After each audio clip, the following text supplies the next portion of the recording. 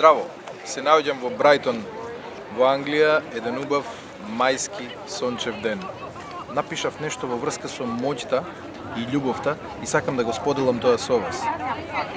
Многумина ви зборувале за моќта на љубовта, но јас сега ќе ви зборувам за моќта и љубовта.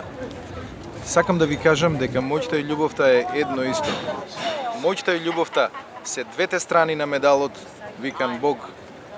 Исто како што немоќта и омразата се двете страни на ѓаволот, така и моќта и љубовта се двете страни на Бога. Моќта е предуслов за љубов, затоа што само моќниот човек умее да љуби.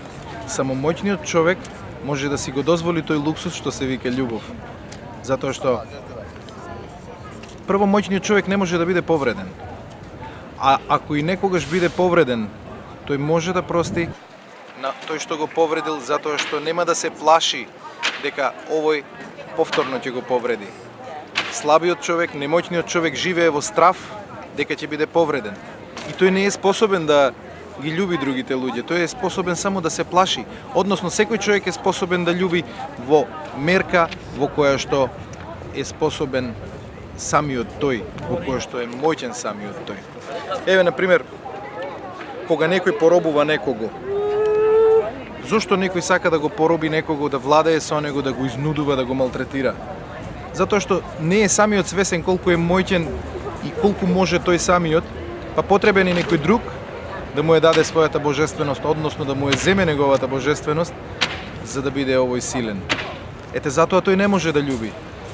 Фалшивата моќ, неточната моќ, лажната моќ почива на страв, почива на принуда, додека вистинската моќ почива на љубов, е изградена од љубов и се одржува со љубов.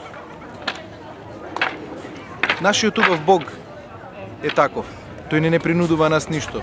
Тој ни дозволува да постоиме и да ги жнееме плодовите на нашата сеидба. Затоа велат дека Бог е љубов. Бог со својата љубов ни дозволува да бидеме такви какви што сме и да ја покажеме нашата божественост. Да се изразиме, да твориме и да ги жнееме плодовите на она што сме го сееле.